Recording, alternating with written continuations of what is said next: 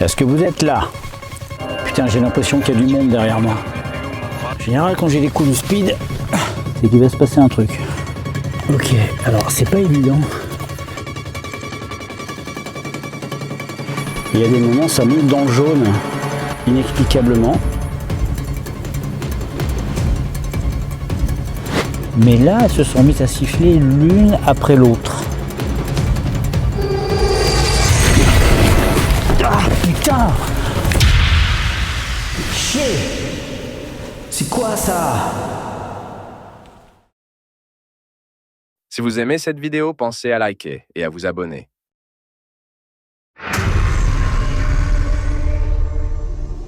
Le soleil disparaît sur l'horizon pendant qu'un voile noir peu à peu recouvre la cime des arbres. Cette forêt est légendaire et les histoires qui s'y rapportent sont épiques. Je suis venu de loin pour fouler cette terre sacrée et marquer de mon empreinte celle qu'on appelle depuis des siècles Brocéliande.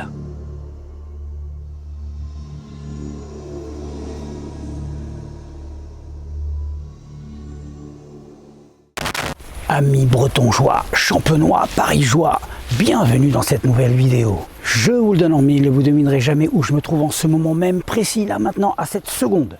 Je me trouve en plein milieu de la forêt de Brocéliande.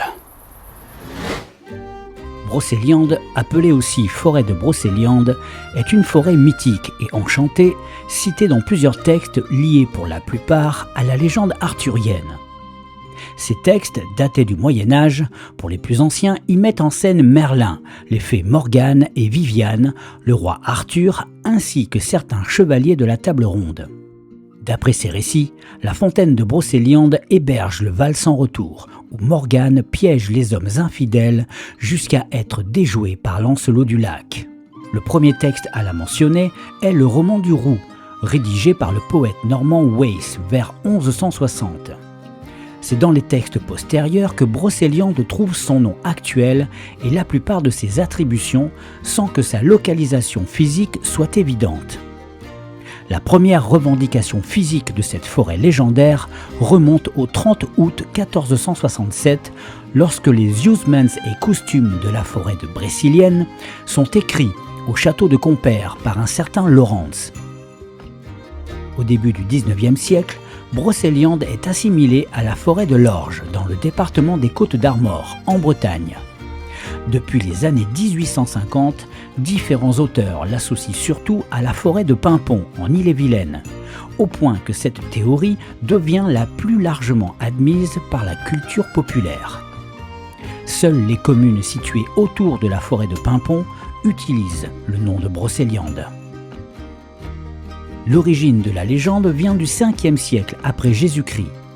Les barbares, en l'occurrence saxons, scots ou Angles, disputent aux peuples plus ou moins romanisés leur pouvoir et possession. Parmi les plus valeureux de ces résistants se distingue un certain Arthur, seigneur de Camelot, près de Londres, entouré de preux chevaliers réunis dans la confrérie de la Table Ronde. Leur but est de défendre coûte que coûte leur possession. D'épiques combats alimentés par la tradition orale se transforment au siècle suivant en récits légendaires qui associent à leur résistance l'usage du Graal.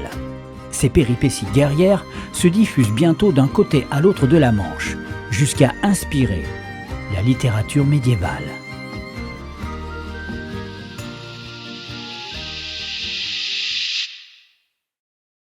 Alors, j'espère ne pas me paumer, je suis à la recherche en ce moment de mégalithes. Ce sont des espèces de pierres en cercle qui servaient, on pense, de rituel ou de sépulture à l'époque où elles ont été posées là. Ce qu'il y a, c'est que ces mégalithes sont empreintes de certains mystères, puisque certains phénomènes étranges leur sont attribués. On dit même que des messes sataniques ont eu lieu ici.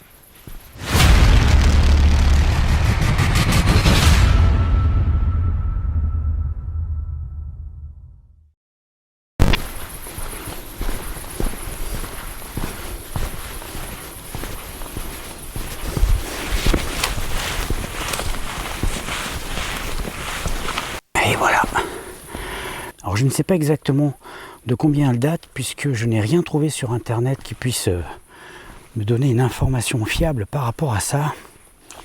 Mais ce qu'on peut dire, c'est que ces pierres ont absolument tout vécu. Toute l'histoire quasiment de notre pays sont passées par ces pierres. On peut dire que ces éléments minéraux ont littéralement toute la mémoire d'une partie de l'humanité. On va d'abord faire un premier tour pour voir comment ça se configure. Et ensuite, on va aller un peu plus dans le détail, parce qu'il y a certaines choses que je voudrais vérifier. Ok. Alors, il y a des différentes sources d'informations qui ont tendance à dire que... Oh putain, j'ai la trouille. J'ai cru que quelqu'un me regardait. Regardez là, attends. Je vous montre. Putain, mais il y a des gens qui tirent. Tout à l'heure, pareil. Là-bas au fond, là, ici, là. Ouais, j'ai cru que quelqu'un me regardait, la vache. J'ai entendu plusieurs coups de feu tout à l'heure. C'est pas normal. On est de nuit. Normalement, la chasse de nuit, c'est interdit. Alors, il y a plusieurs théories sur l'intérieur du cercle. C'est pas vraiment un cercle, c'est une sorte de rectangle. Il paraîtrait que le centre du cercle aurait des propriétés paranormales, surnaturelles, ou en tout cas avec un certain pouvoir. Un pouvoir de guérison, un pouvoir d'immortalité. Voilà, vous connaissez ce genre de légende. En tout cas, en l'absence de preuves, on peut supposer qu'il y a peut-être un fond de vérité, puisqu'on dit que les légendes sont tirées toujours d'un fond de réalité. Moi, la première chose qui va m'intéresser, c'est de voir un petit peu les pierres de plus près, pour, avant de sortir mon matériel, pour voir s'il n'y a pas des, vous savez, des marques anciennes, ou je sais pas, des gravures, ou des choses écrites. Alors elles sont très abîmées, mais on va essayer de voir si on ne peut pas trouver des choses. Il semble pas y avoir quelque chose de particulier. Si vous voyez un truc, dites-le, hein, mais moi je vois rien. Alors on va pas les passer en revue en détail, mais parfois il y a des choses qui se voient. Là je pense que les creux là qu'on voit là, c'est plutôt l'érosion. Par contre on voit des particules brillantes, c'est des petits cristaux. Je sais pas si vous les voyez. Je sais pas si on les voit bien. En tout cas ça brille. Ça brille, c'est des petits cristaux, des petits minéraux. Bon, rien de magique là-dedans, mais en tout cas, quand on les éclaire, ça fait des petits trucs lumineux. Bon, je regarde brièvement, mais a priori, des fois on peut trouver des coquillages incrustés dans la roche, hein, parce que évidemment à une époque tout ça était marin, hein, toute cette zone était marine et pas du tout terrestre. Parce que ces pierres avaient une signification à leur époque, hein. Donc ça veut dire qu'elles n'étaient pas là juste, et elles n'avaient pas la forme qu'elles avaient, parce que là elles ont été dégradées avec le temps, mais elles n'avaient pas la forme qu'elles avaient pour rien. On leur avait donné une forme particulière parce qu'il y avait une signification particulière. On dirait presque un bonhomme ça. Regardez, les yeux, la tête, la bouche. Bon, on est sur de la pareidolie, mais c'est drôle.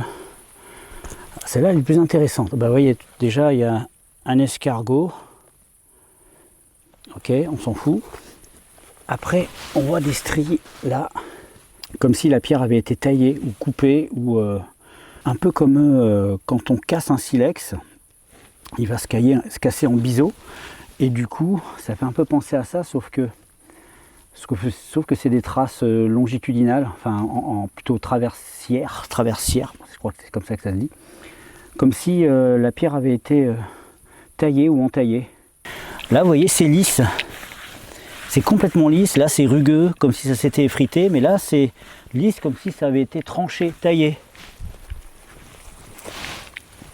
Alors, évidemment, je ne suis pas géologue, hein. J'y connais pas grand-chose, mais je connais 2-3 trucs. Mais après, voilà, je peux me tromper. Mais vous voyez, là, on distingue une partie complètement lisse. Elle est vraiment complètement lisse, comme si elle avait été poncée. Et là, c'est complètement chaotique. Là, on voit bien que ça s'est effrité petit à petit. Alors, je sais pas. Peut-être qu'elle a pris un coup là. Non, mais là, les pierres ont été polies, hein. C'était frotté. Alors après, je sais pas, hein, l'érosion, l'eau, ça peut faire ça, hein, on le sait. Je vais commencer avec le K2. Je vais essayer de passer de pierre en pierre. Et et après voir si certaines pierres sont magnétiques. Ok, j'allume le K2 et on essaye. Alors attends. Je vérifie mon téléphone parce que là déjà d'emblée, je me souviens pas si je l'ai mis en mode avion. Je sais pas si vous voyez. Oh non, ça paraît normal. Mode avion. Hop. Alors, ce qui est drôle, c'est qu'il n'y a pas rien du tout. Bah merde. Putain, il y a encore un coup de feu. Je sais pas ce que c'est. Je sais vraiment pas ce que c'est. S'il y a des chasseurs, les gars, vous êtes vraiment des connards. Hein. Donc là, regardez. C'est... Vous voyez, c'est bizarre, hein, parce qu'il il monte presque jusqu'au jaune. Et quand je m'éloigne de la pierre... Vous voyez, quand je m'éloigne de la pierre... C'est exactement pareil. Bon, non, pas de résultat. On va essayer d'interpeller. Est-ce qu'il y a quelqu'un qui serait resté prisonnier de ces pierres et prisonnier de ce lieu, s'il vous plaît?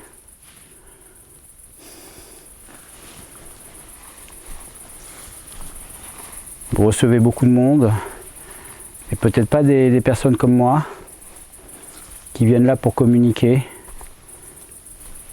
Est-ce que vous seriez dans les parages? Est-ce que vous auriez peut-être un message à délivrer? Peut-être m'aider à comprendre ce que veulent dire ces pierres. Alors après, il y en a, on dirait qu'elles ont vraiment été posées là. Elles n'ont pas du tout les mêmes formes par rapport aux autres. Je ne sais pas si à un moment donné, certains n'ont pas comblé les vides en mettant d'autres cailloux complètement aléatoires. Je ne sais pas. Là, j'ai le K2 qui a fait un soubresaut là, d'un coup. Là, vous voyez, je suis dans le vert. Je suis dans le vert. Et il y a des moments, ça monte dans le jaune, inexplicablement. Mais là, pour l'instant, non. Alors, je sais pas si ces pierres dégagent un quelconque magnétisme. En tout cas, là, je teste avec le K2. Et tout à l'heure, il y a quelqu'un avec moi? Regardez, là, ça... Il y a encore... Non, ça remonte. C'est vraiment bizarre parce qu'il y a des moments où je suis dans des lieux et le K2 est vraiment dans le blanc, c'est-à-dire qu'il y a 0 fluctuation.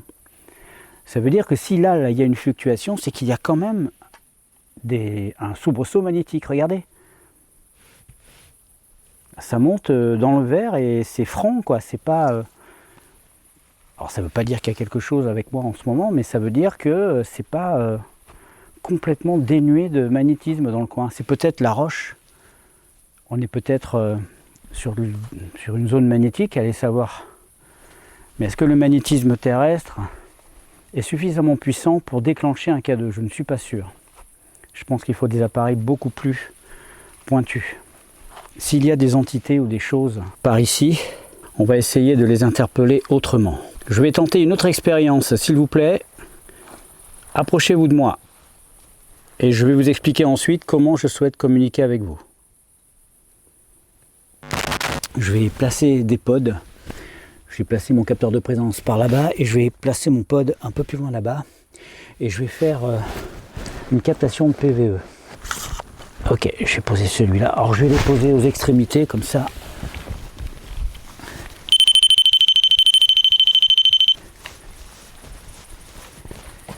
Je passe de l'autre côté. Attention, présence détectée. Ok, on y est. Donc j'ai 2 capteurs aux extrémités de la zone. Bonsoir. Vous ne me connaissez peut-être pas. Nous sommes en 2024. Je m'appelle David. Et je suis là en tant que visiteur. Je n'ai aucune idée de ce que signifient les pierres au milieu desquelles je suis, ni même si ma présence au milieu des pierres est considérée peut-être comme un sacrilège ou comme quelque chose de potentiellement dangereux. Pouvez-vous me faire un signe ?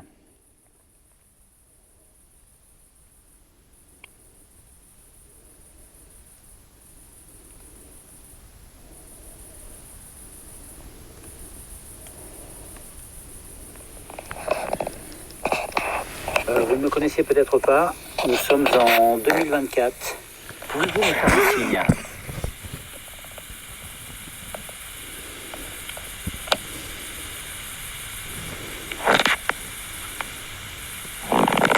Ah David, arrête de manipuler le truc. Faut que j'arrête de le manipuler.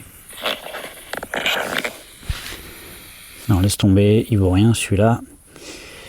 C'est parce que je bouge mes doigts sur le téléphone et du coup, je vais essayer de pas bouger du tout. Ah. Excusez-moi, j'ai un genou pété et ce soir, il me fait mal. Ok. S'il vous plaît, si vous vous êtes manifesté, eh bien... Ah, c'est peut-être un signe ça. Si vous vous êtes manifesté, je n'ai rien entendu. Est-ce que vous pourriez recommencer s'il vous plaît? Vous avez 2 appareils à l'extrémité du terrain, à l'intérieur du cercle. Vous pouvez aussi vous approcher et vous signaler en vous approchant de mon matériel et ainsi il me préviendra de votre présence.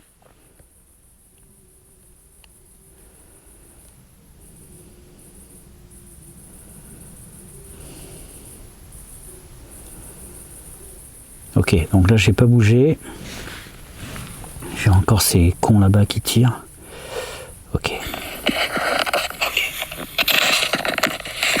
S'il vous plaît, si vous vous êtes manifesté. Bla bla bla.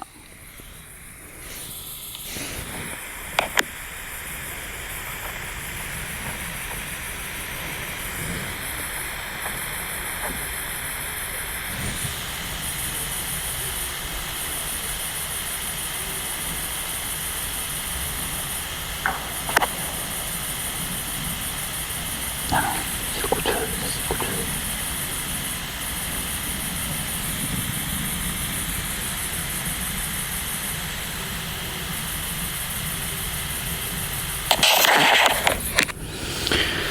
Ok, rien. Même pas un son bizarre, rien, ok, d'accord, on va en faire un troisième. Je les fais toujours par série de 3 parce que je pense que lorsqu'un phénomène doit se passer, il se passe. Et pour ceux qui ne le savent pas, j'ai eu certains PVE très impressionnants et à chaque fois, c'est le micro de ma caméra qui le captait. C'était pas le magnétophone ou mon enregistreur numérique. C'était très bizarre, comme si la fréquence du micro de la caméra, en tout cas du micro branché, captait plus facilement des choses, plus de fréquences que ça. Je sais pas comment ça marche, je suis pas un ingénieur du son, mais voilà, c'est bizarre.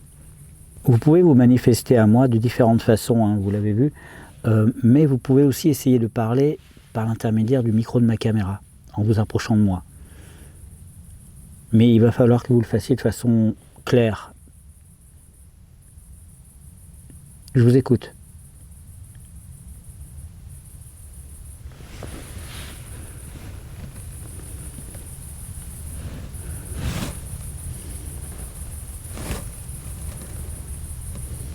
Ok, on va voir.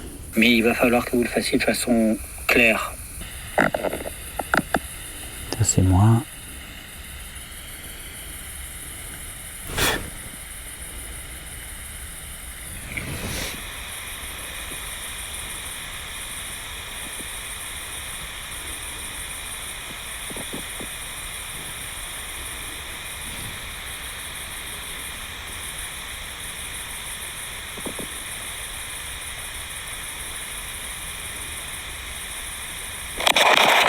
Non, j'entends vraiment rien. Ok, on va tenter autre chose. On va se déplacer un peu plus loin par là-bas. On va faire retentir quelque chose que je n'ai pas fait retentir depuis longtemps. C'est une prière d'exorcisme qui avait assez bien marché dans l'hôtel où je l'avais déclenché à l'époque. On va voir ce que ça donne ici. Parfois, ça peut faire réagir certaines entités, certains esprits. En tout cas, c'est ce qui se dit. Donc, on va tenter. Bon, allez, on va se mettre proche du capteur de mouvement. Alors j'en ai profité pendant que la caméra était off pour me renseigner sur cette pierre, la rouge devant laquelle on était tout à l'heure, qui est bizarre parce qu'elle est différente des autres. Et en fait, il y a une raison, c'est parce qu'elle symbolise la protectrice des défunts. Donc déjà, on est sûr que c'était une sépulture. Et peut-être même que chacune de ces pierres que vous voyez là étaient peut-être des défunts qui étaient protégés, peut-être des personnalités importantes. En tout cas, c'est intéressant de savoir que cette pierre symbolise la reine protectrice. Voilà. Eh ben, on a appris un truc.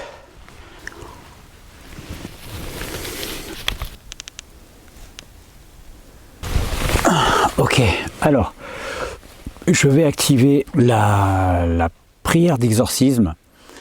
Alors, comme je vous le disais à l'instant, ça a assez bien marché dans d'autres explorations. On va voir si ça va marcher là. On va l'activer maintenant.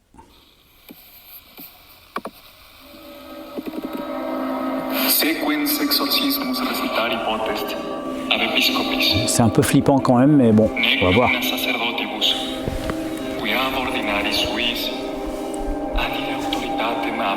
Est-ce qu'il y a quelqu'un avec moi?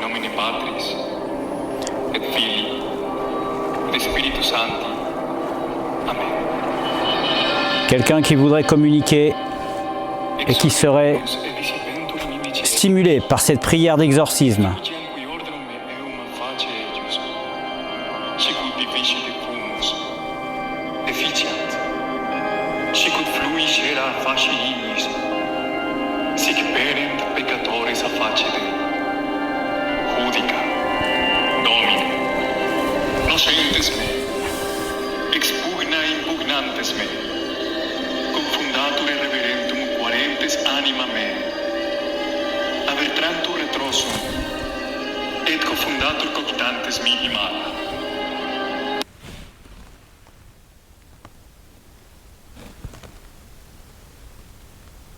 J'ai entendu une grosse branche craquer, comme si quelqu'un l'avait écrasée.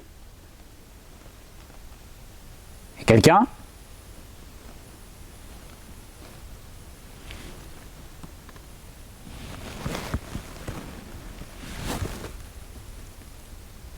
C'est sûrement un animal.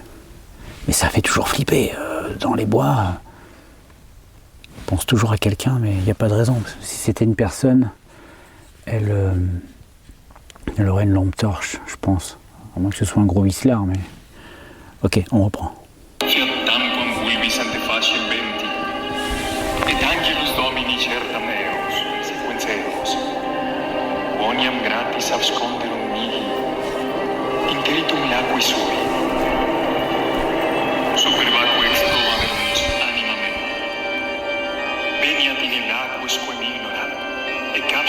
Il y a quelqu'un avec moi?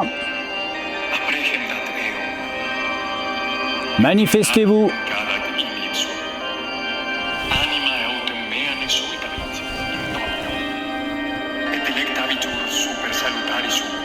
Je suis au milieu des pierres.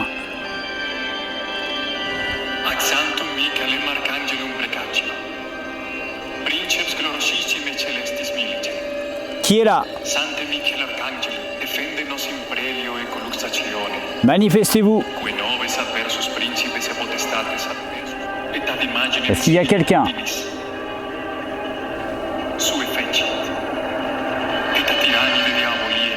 On croirait vraiment un cimetière hein, quand je regarde derrière. Et c'est un cimetière en fait, hein, puisque ce sont des sépultures ici.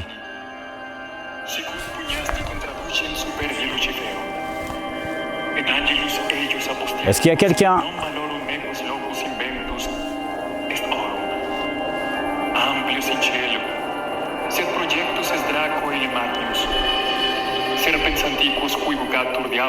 Activez mes appareils s'il vous plaît. Qui que vous soyez, manifestez-vous.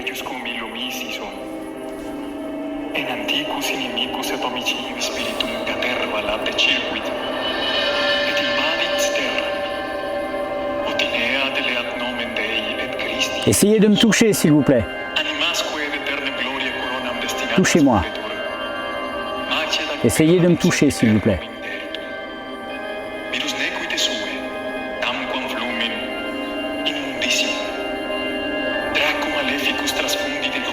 Putain, cette musique, cette prière, ça met une ambiance, je vous raconte pas. On a l'impression que le lieu devient presque vivant autour de moi. Là, je regarde, pas derrière moi, je regarde l'écran, je vois les pierres derrière, et c'est comme si j'avais du monde derrière moi.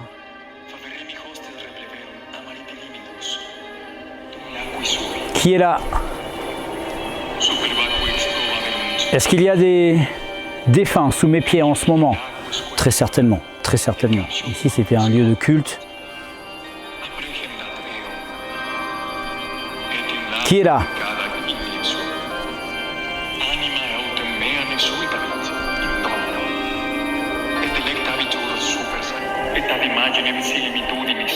Qui est là? Il y a quelqu'un avec moi au centre du cercle. Je suis actuellement au centre du cercle.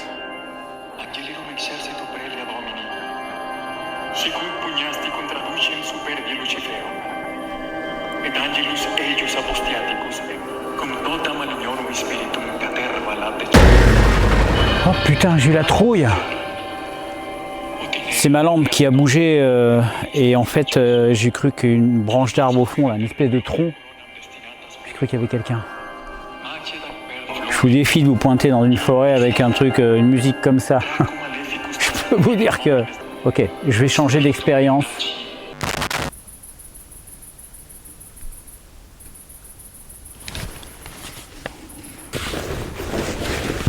Ok, ça ira.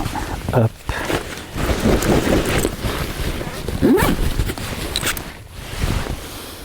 Putain! J'ai cru qu'il y avait quelqu'un derrière moi. J'ai des coups de speed là. C'est pas bon signe. En général, quand j'ai des coups de speed,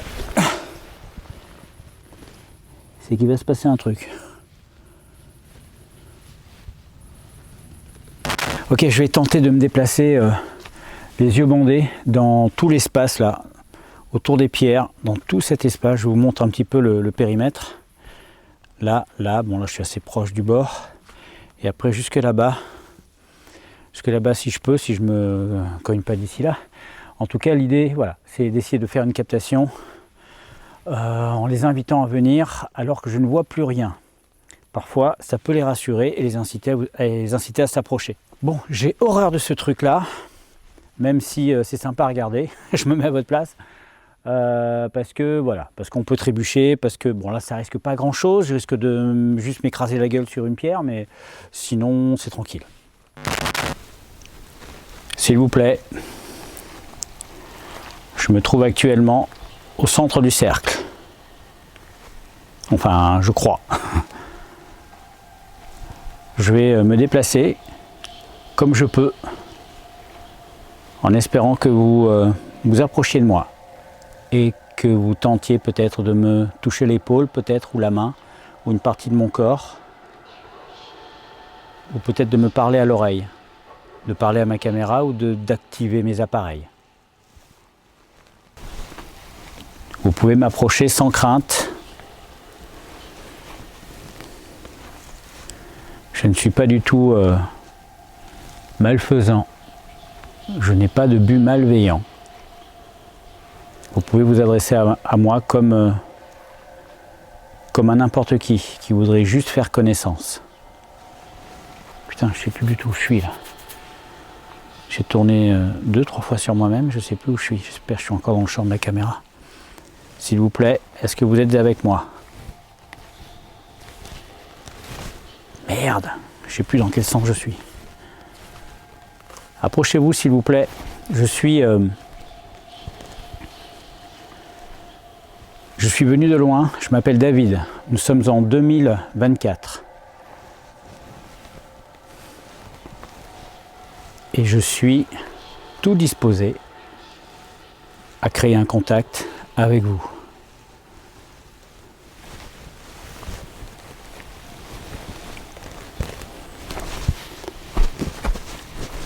Vous êtes là? Vous pouvez faire un bruit si vous voulez. Faire du bruit est un bon moyen de se faire remarquer sans que je puisse vous voir, si c'est ce qui vous inquiète. Le problème, c'est qu'à chaque fois que je tourne la tête, j'ai un bruit dans le bandeau qui m'empêche de bien entendre. Ah, là, je sens qu'il y a quelque chose. Ok.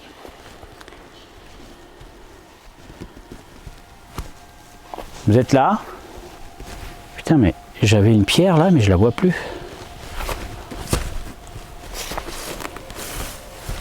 Qui est là, s'il vous plaît? Est-ce que vous voulez me parler? Donc là, je sais plus du tout où je suis. Je vais éviter de faire des grands pas parce que, en fait, les rochers sont très durs. Et si je marche sans faire gaffe, je risque de me taper le genou, ou me taper le tibia. Est-ce qu'il y a quelqu'un avec moi? Regardez, je suis là, je suis en aveugle. Et vous pouvez donc vous approcher de moi sans aucune crainte.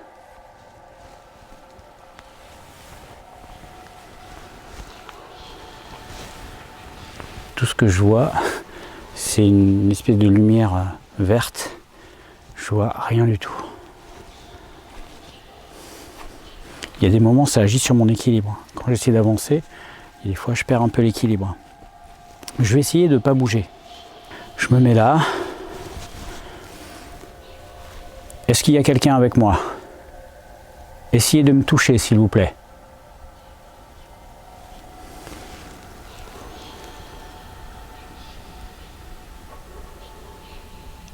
Murmurez-moi quelque chose à l'oreille, peut-être. Parlez-moi.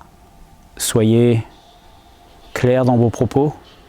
Si vous voulez que je m'en aille, bien sûr, il faut me le dire. Je ne suis pas quelqu'un qui contestera. Je vais peut-être râler un peu, mais au bout du compte, c'est moi qui partirai. Serrez-moi la main, comme une poignée d'hommes.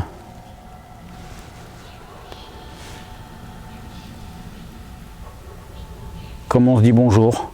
C'est comme ça qu'on se dit bonjour. Je sais pas à votre époque comment on faisait, mais on se serre la main, on se serre bien fort. Ok. Bon, alors, ce que j'ai ressenti. J'ai ressenti des déséquilibres plus souvent que d'habitude. Est-ce que c'est dû au sol qui est parfois un peu accidenté, je sais pas, et j'ai pas senti que le sol me dérangeait plus que ça. Par contre, effectivement, j'avais plus de vertige. Est-ce que c'est peut-être parce que le bandeau était très serré? J'ai dû très serrer le bandeau parce que il est très court. Donc je l'ai vraiment serré à mort et du coup j'avais une gêne au niveau des oreilles. Et peut-être que ça a perturbé mon oreille interne et que ça a perturbé donc mon équilibre. Voilà, j'ai une explication rationnelle là-dessus. Bon voilà, c'est une explication parmi d'autres. Sinon, j'ai pas ressenti quoi que ce soit, quelqu'un qui me touche. J'ai rien entendu de particulier. On verra sur mes enregistrements. Ok, allez, on passe à une autre expérience. Bon, ce que je vais faire maintenant, je vais enchaîner sur des questions mentales. Comme je fais, vous l'avez vu déjà, je m'installe dans un endroit et je pose des questions mentalement et on va voir si des réponses arrivent. Et je pense qu'avec ce genre de travail, je pense à quelqu'un qui aurait, je sais pas, des prédispositions. Moi, je ne sais pas si j'ai des prédispositions, en tout cas, je travaille là-dessus, sur mon ressenti. Mais je pense que les gens qui ont de vraies dispositions là-dessus peuvent facilement développer leurs dons en faisant ce genre de choses, vraiment en s'ouvrant un peu sur, entre guillemets, l'univers, en ouvrant leur esprit, en posant des questions et en attendant que les choses viennent. Et je pense que tout le monde peut arriver à ouvrir un peu son esprit, déjà à se relaxer, arriver à ouvrir son esprit pour recevoir des choses. Peut-être qu'on ne reçoit pas toujours ce qu'on attend, mais en tout cas, c'est certainement un moment d'ouverture et un moment d'introspection qui est, je pense, très enrichissant quand on sait le pratiquer. Moi, je commence juste là-dedans, hein. Je ne cherche pas une introspection, je cherche à contacter des entités décédées. Donc peut-être qu'elles passent aussi par ce biais, une sorte de tunnel, comme une bifurcation par laquelle elles pourraient passer pour venir communiquer avec nous. Voilà. On ouvre une porte et on voit ce qui entre. Du coup, je vais me mettre proche de la doyenne, j'allais dire, non, mais de la mère protectrice. Ok. Allez. Ok.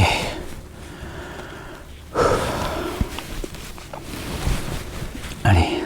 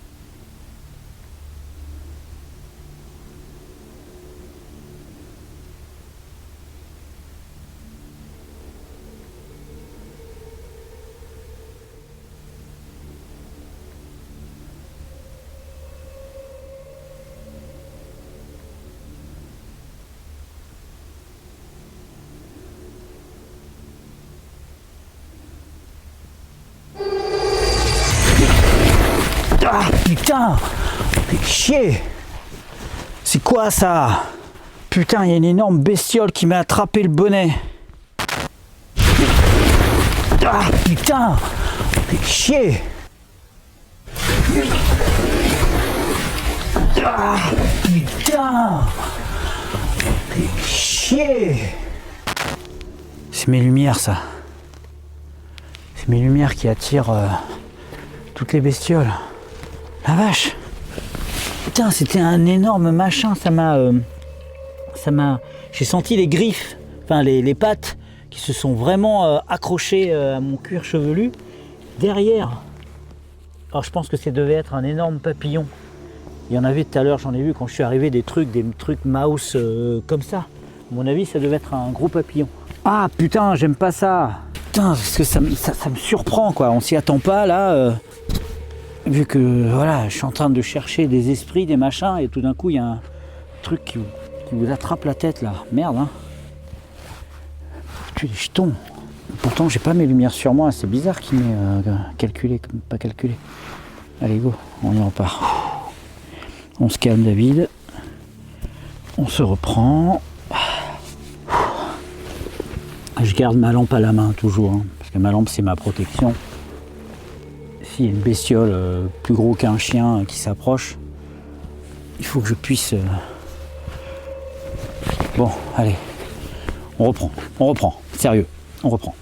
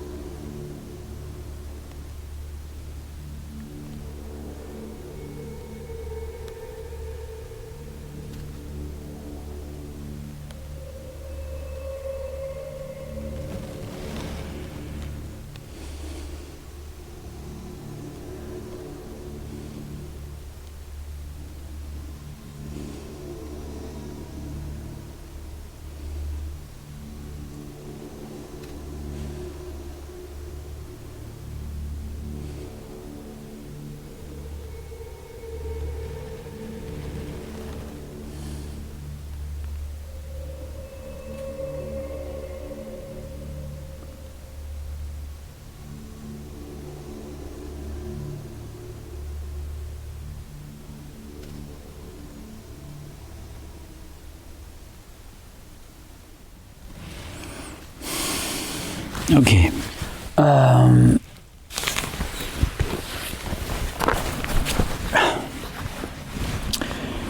Bon. Honnêtement, j'ai eu... À ma deuxième question, j'ai eu les oreilles qui ont commencé à siffler. Et le petit truc bizarre qui s'est passé, c'est qu'elles ont sifflé, mais jusque-là, rien d'anormal. Tout le monde a les oreilles qui sifflent à un moment donné.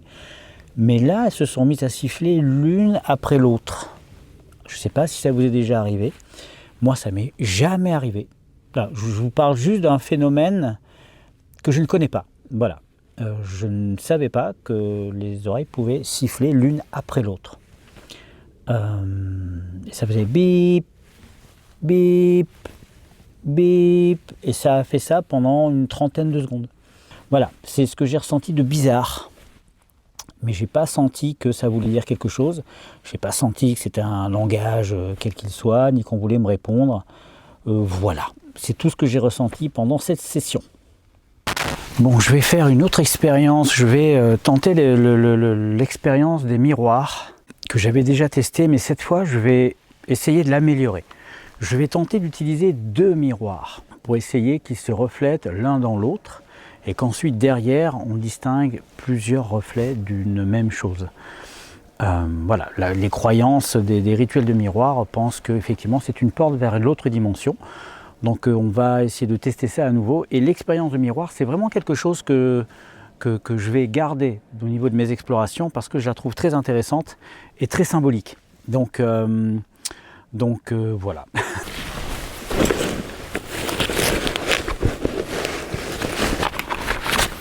Alors voilà le concept. J'ai 2 miroirs parfaitement identiques. Et le principe, c'est de, si vous ne l'avez pas encore vu, c'est de filmer à l'intérieur du miroir de façon à refléter ce qu'il y a derrière. Mais moi, je vais aller plus loin dans le concept. Je vais refléter le 2e miroir pour voir s'il n'y a pas une double interprétation de ce qui peut arriver derrière. Je ne sais pas si je suis très clair là. Est-ce que je laisse en rouge ou je me mets en vert? Vous en pensez quoi? En rouge, c'est bien. Allez, on va placer la caméra comme ça. Donc là, je crois qu'il va falloir que j'utilise ma lumière normale. Parce que sinon, dans le miroir, on va... Oh, quoique, si, peut-être. Alors, je vais essayer avec un déjà pour voir.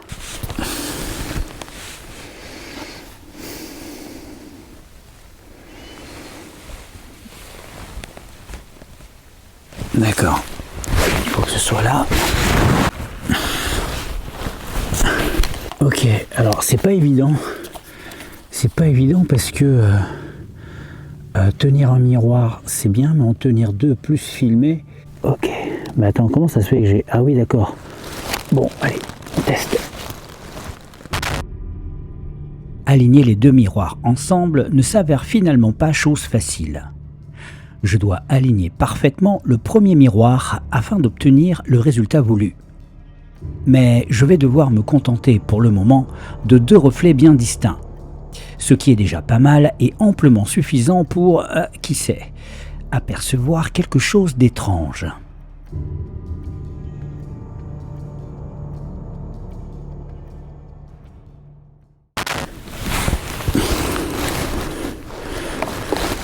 Alors,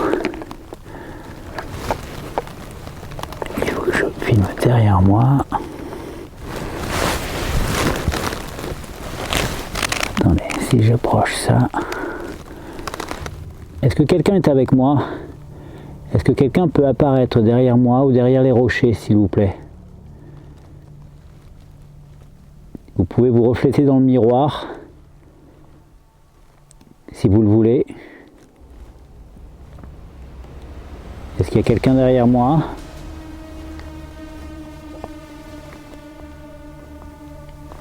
Manifestez-vous.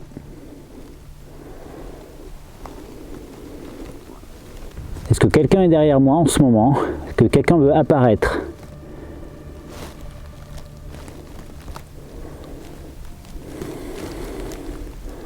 N'importe quoi, une forme, quelque chose. Est-ce qu'il y a quelqu'un derrière moi en ce moment?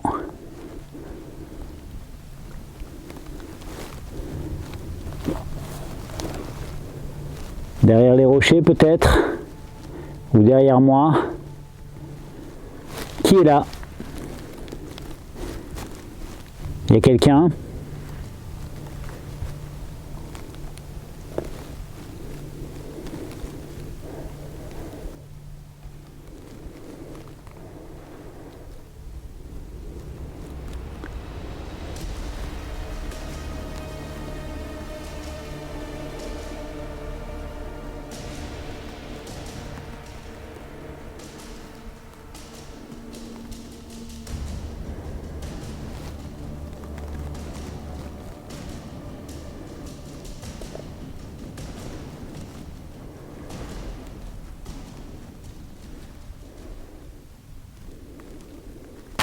Bon, résultat de l'expérience mitigé. J'ai un peu galéré pour placer les miroirs.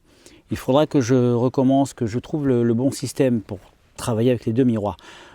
La prochaine fois, je pense que je ferai avec un seul et entre-temps, j'essaierai de trouver une solution pour trouver comment et dans quelle mesure faire 2 reflets dans un seul miroir tout en tenant la caméra. C'est vraiment une galère.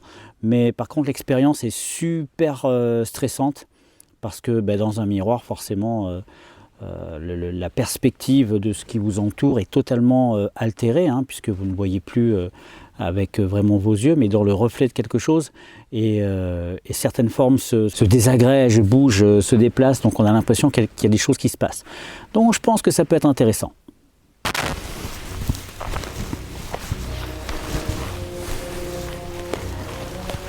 Est-ce que vous êtes là? Est-ce qu'il y a quelqu'un avec moi? Je vais terminer mon exploration dans quelques minutes. Vous pouvez encore vous manifester si vous le voulez. Mes appareils sont encore branchés. Est-ce que vous êtes avec moi? Est-ce que quelqu'un a quelque chose à me dire avant que je parte? Quelque chose à me faire comprendre? Ne pas revenir peut-être? Sous peine de sanction? Qu'est-ce que vous pouvez me dire? Alors je vais vous dire au revoir, je vais vous dire merci de m'avoir accueilli. Si je vous ai dérangé, eh bien j'en suis désolé. En tout cas, je m'en vais. Et merci encore de m'avoir accueilli. Bon, et ben voilà. J'ai dit au revoir aux esprits du lieu. Je vais reprendre ma route et sortir de cette fichue forêt et qui est toujours aussi hantée et pleine de légendes de monstres et de sorcières et de dragons cracheurs de feu. Bref, je vais sauter dans ma machine temporelle et me retrouver en studio pour faire le débrief de cette exploration. Allez, c'est parti!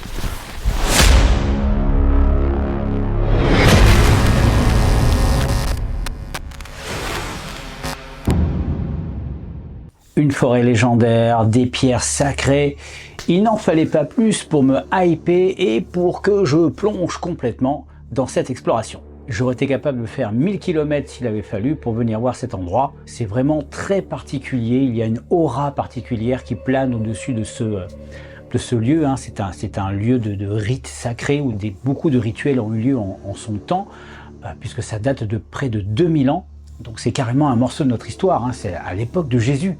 Ces pierres ont été installées à l'époque de Jésus. Donc autant dire que ces pierres ont vu l'humanité évoluer depuis cette date. Au niveau paranormal, bien sûr, on peut se dire, hein, certains d'entre vous sont de cet avis, que plus le temps passe, moins il y a de chances qu'il y ait des entités qui restent. Hein. Je suis assez d'accord là-dessus. Mais on ne sait jamais parce que peut-être que certaines entités partent, mais peut-être que d'autres restent, peut-être que certaines énergies sont encore là, qu'elles soient explicables ou non explicables. En tout cas, il y a beaucoup de mystères qui planent sur ce lieu, beaucoup de légendes qui s'y rapportent, et rien que pour ça, ça méritait une exploration de la part de Projet 51. Alors tout d'abord, avant de commencer, une chose que j'ai remarqué, et il va falloir que je règle ce problème, c'est mon micro. Le micro, là, mon micro cravate que j'utilise souvent pendant mes explorations, qui ne va pas du tout, du tout. Alors certes, on entend bien ma voix, même quand je suis loin, etc. C'est super. Mais le problème, c'est qu'on entend tout. Il y a des moments, j'ai l'impression de capter, et ça m'est arrivé dans plusieurs vidéos, j'ai l'impression de capter des PVE, alors que pas du tout. Alors que c'est juste ce micro qui va capter tout ce qu'il y a autour, c'est-à-dire le moindre frottement de mes bras sur mon vêtement, ma moindre respiration et même mon estomac, hein, vous l'avez vu dans mes précédentes vidéos, mon estomac qui grouille, j'ai cru que c'était un PVE alors que c'était ma digestion qui était mal embarquée. Donc quand je cherche des PVE, j'ai pas envie d'entendre mes intestins qui sont en train de faire des gargouilles, excusez-moi. C'est pour ça d'ailleurs que je pense que certains gros youtubeurs, hein, beaucoup, hein, n'utilisent pas ce type de micro, parce que justement dans les enquêtes paranormales, eh ben, ça crée des sons qu'on peut mal interpréter. Tiens, ça si vous l'avez entendu, c'est mon estomac encore. Je sais pas si vous l'avez entendu. Bref, donc je vais arrêter d'utiliser ces micros dans les explorations, et plutôt les utiliser pour des interviews, des facecam, des choses comme ça. Allez, on y va pour le tout premier phénomène de la soirée qui s'est produit au moment où je faisais une sorte d'espace méditatif afin de poser des questions dans mon esprit. Et là, on a entendu, alors peut-être que lorsque vous l'avez entendu dans la vidéo, ça vous a pas percuté, pour vous c'était normal, mais je vais vous expliquer pourquoi ce son de cloche, pour moi, il n'est pas normal.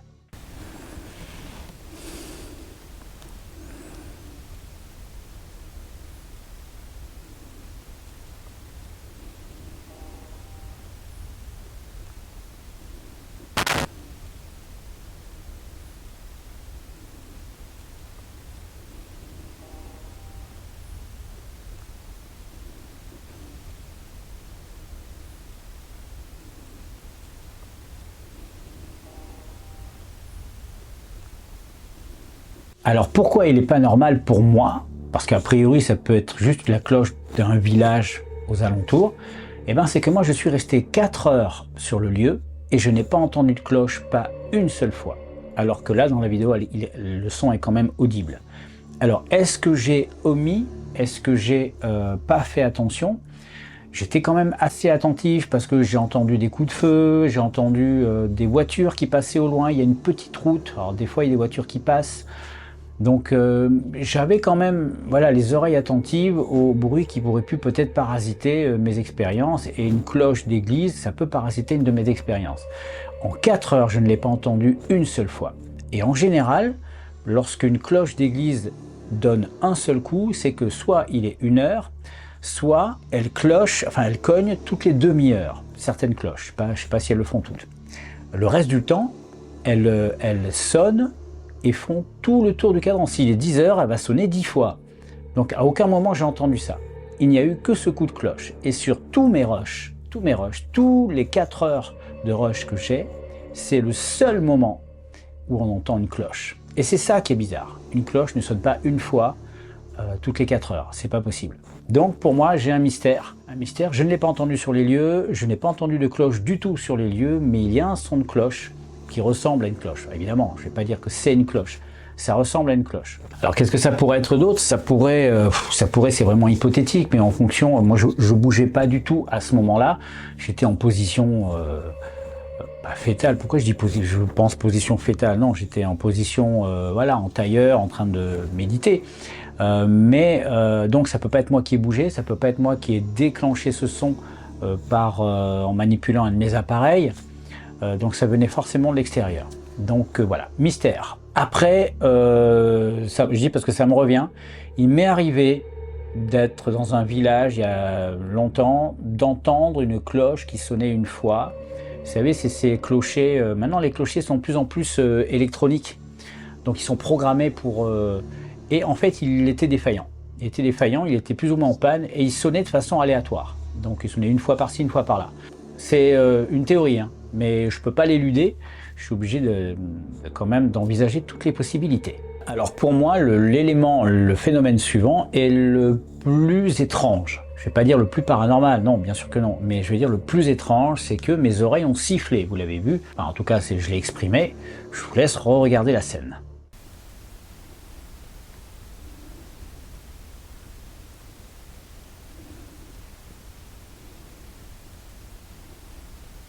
J'ai commencé à poser mes questions et à un moment donné, j'ai mes oreilles qui ont commencé effectivement à siffler l'une après l'autre. Bip, bip, bip. Alors c'était bizarre parce que habituellement quand on a les oreilles qui sifflent, soit vous en avez une, soit vous avez les deux, mais pas une après l'autre. Et ça j'ai trouvé ça bizarre et je me suis tout de suite dit, waouh, si ça se trouve, ben, quelque chose est là, et essayer de communiquer, essayer de s'imposer, essayer de briser le voile, de passer à travers, de dire quelque chose. Et là, je suis en train de commencer à capter une interférence, quelque chose qui a un rapport. Mais bon, je ne peux pas non plus aller jusque-là dans ma conclusion. Je peux juste dire, j'ai eu les oreilles qui sifflent l'une après l'autre, et ça, c'est très bizarre. Je suis pas médecin, je sais pas, je suis pas ORL du tout, je sais pas ce que ça veut dire, je sais pas si c'est normal. Bon, j'imagine que physiologiquement, ça devrait être possible, que vos oreilles sifflent, mais dans le contexte où je suis, avec les demandes que je fais, sans compter que ça ne m'est jamais arrivé, je suis obligé de mettre ça dans la catégorie possiblement paranormal. Voilà. Est-ce que ça vous est arrivé à vous? Je sais pas, dites-le moi. Par contre, moi, c'était une première. Ensuite, le moment le plus rock'n'roll de la soirée, c'était quand ce foutu insecte est venu m'embêter et est venu s'accrocher à mon bonnet et j'ai bien senti les griffes qui sont passées à travers les mailles du bonnet. C'était un bonnet d'hiver, hein, c'est un bonnet hyper épais. Je m'en sers pour protéger ma caméra dans mon sac, c'est pour vous dire.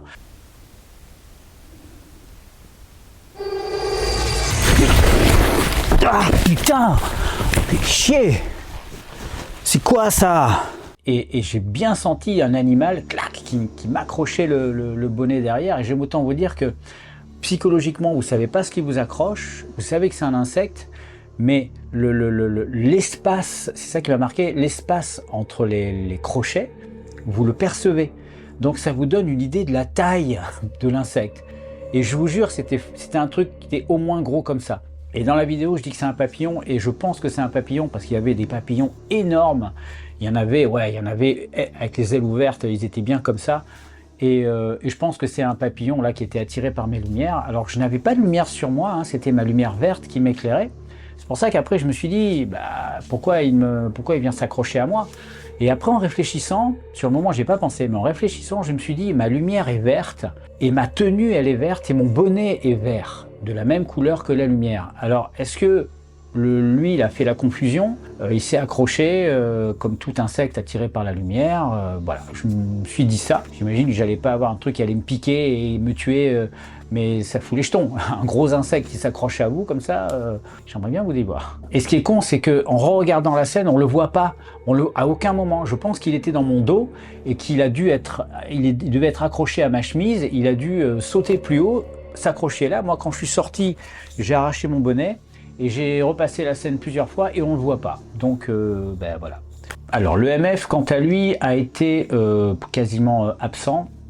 Il y a quand même effectivement un moment où j'ai quand même dit qu'il s'activait un petit peu, qu'il passait un peu dans le jaune. Et justement, je trouvais ça un peu étonnant parce que quand il le fait dans une maison, aux abords d'un village ou quoi, on peut toujours imaginer qu'il y a des poteaux électriques, voilà, il y a toujours moyen d'imaginer qu'il y a une source extérieure, mais là où se trouvaient les pierres, en plein milieu de Brocéliande, il n'y avait rien du tout, c'était au milieu d'une forêt et au milieu d'un cercle de pierres, et là, selon les pierres, hein, c'est ça qui est marrant, c'est selon les pierres, eh bien, des fois le MF avait un petit sursaut. Voilà, je le signale parce que ça s'est produit, puisque c'est mon boulot hein, de vous dire tout ce qui se passe dans une exploration, même les choses improbables. Bon voilà, ça c'est improbable que ce soit une source paranormale, mais ça s'est produit. Voilà, donc j'en conclus que ce n'est pas paranormal, c'est sûrement le MF, voilà, comme il peut fluctuer, il y a des moments. Je lui accorde ce bénéfice du doute, puisque il n'est pas monté dans le rouge. Hein. Il serait monté dans le rouge, ce serait une toute autre affaire. Là, je me serais posé d'autres questions. Mais là, c'est pas monté assez haut pour que je puisse accorder une importance plus que ça. Enfin, il y avait l'expérience du miroir hein, que j'ai fait, que j'adore. J'adore cette expérience parce qu'elle donne, elle ouvre une porte en fait sur l'interprétation et forcément la pareidolie. À tout moment, quand on regarde dans le reflet d'un miroir, on a tous, au moins une fois, dans sa salle de bain ou n'importe où, cru voir quelque chose alors qu'il n'y avait rien. Et je pense que c'est en provoquant ce genre de situation qu'on peut effectivement peut-être arriver à voir des choses dites surnaturelles. C'est comme ces tribus indiennes qui prennent des drogues pour en fait ouvrir leur esprit et voir ensuite peut-être des choses, avoir des réponses sur l'avenir, machin, et voir des esprits, etc. C'est un peu le même principe. On va provoquer des illusions absolument pas réelles. On va provoquer la situation pour voir des illusions, pour mieux voir peut-être quelque chose qui se présente à nous. Voilà, c'est comme ça que je le vois. Comme vous le savez, moi je suis totalement ouvert à toutes les théories. D'ailleurs, je les aborde toutes quand j'en vois, quand je fais mes recherches sur Internet. Voilà, je vois une théorie sur un rituel ou quoi, je fais OK, on va tenter. Et parfois, je reviens à telle ou telle théorie parce que certaines me correspondent plus dans mon type de recherche. Le rituel du miroir, il y a beaucoup de rituels différents avec le miroir. Certains, il faut parler, comme j'avais fait au manoir du Tertre, hein, où il y avait une espèce d'incantation à faire pour demander à un esprit d'apparaître. Ou alors, tout simplement, vous vous plantez derrière le miroir et vous attendez que quelque chose se provoque et puis vous posez des questions. Voilà, il y a plusieurs façons de faire. En tout cas, sur cette expérience, je n'ai pas eu de résultat. Conclusion de cette enquête. Je pense qu'il n'y avait rien de paranormal ce soir. Peut-être qu'il se passe des choses parfois. Il ne faut pas oublier non plus, et ça c'est important de le préciser, que Brocéliande, c'est une sorte de Disneyland des légendes médiévales. Voilà. Il n'y a aucune preuve scientifique de l'existence du roi Arthur. Il n'y a aucune preuve que tout ça est une quelconque réalité. On sent bien dans l'historique qu'il y a beaucoup de folklore autour de ça. Par contre, et c'est pour ça que je suis allé à Brocéliande, je ne voulais pas y aller juste pour aller dans Brocéliande en imaginant rechercher Arthur, Merlin, etc. Parce que je sais qu'ils n'ont jamais existé. Enfin, je sais, Voilà, a priori n'ont jamais existé, mais par contre, les pierres mégalithes, elles sont réelles. Les rituels qui ont eu lieu à cet endroit sont réels. Il y a vraiment des êtres humains enterrés sous ces pierres. Ça, c'était concret et ça, c'était une raison complètement légitime de venir faire une enquête dans cet endroit. Voilà, c'est tout pour aujourd'hui, c'est tout pour cette exploration. N'hésitez pas à liker, commenter et à vous abonner si ce n'est pas encore fait. Merci à vous pour votre soutien, je vous fais plein de bisous. Et je vous donne rendez-vous mercredi. Bah oui, mercredi, c'est notre rendez-vous de milieu de semaine. Je vous fais un gros bisou et je vous dis ciao.